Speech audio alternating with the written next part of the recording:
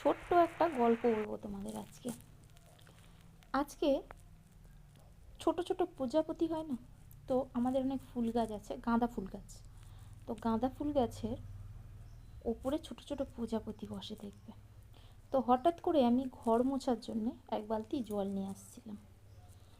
তো কোনো কারণে জলের ভিতরে এসে প্রজাপতিটা পড়লো।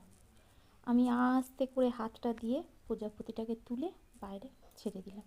যেই বাইরে ধরলাম অমনি উড়ে চলে গেল। একটা জিনিস আমি চিন্তা করলাম তখনই, এটা আমাদের পাশে কিন্তু একটা শিউলি গাছ আছে, ওই শিউলি গাছে শুঁয়োপোকা আছে। কোনোদিন যদি আমার বালতিতে শুঁয়োপোকা পড়ে, তাহলে কি আমি ওরকমভাবেই শুঁয়োপোকাটাকে হাতে করে তুলে ফেলবো, নাকি এরকমভাবে তুলে তাকে ওপরে উড়ে চলে যাবে সে? এই রকমই কিছু মানুষ আছে, ভাবলাম তোমাদের সাথে শেয়ার করি। কিছু মানুষ আছে, দেখবে প্রবলেমে পড়লে তুমি হাতটা দিয়ে তাকে তোলার চেষ্টা করো, যাদের মন পবিত্র, ভালো, তারা ঠিক ওই হাতের ওপর থেকে উড়ে ঠিক চলে যাবে, তোমার সাহায্যটাকে অ্যাকসেপ্ট করবে। আর কিছু আছে শুঁয়োপোকার মতো, তুমি তাদেরকে হাতটা দেবে যে হাই গর্তে পড়েছিস উঠে আয়, সে উঠবে না।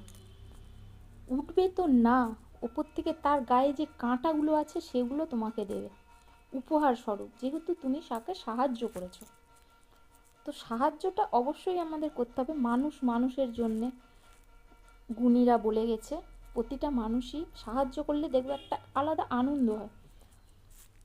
কিন্তু সাহায্যটা কাকে করছো, প্রজাপতি না শুঁয়োপোকা, সেটা কিন্তু দেখে নিতে হবে, নাহলে শুঁয়োপোকার কাঁটা খেয়ে নিজেরই শরীর খারাপ হয়ে যাবে। কেমন ছিল গল্পটা? ভালো লাগলে শেয়ার করে দিও।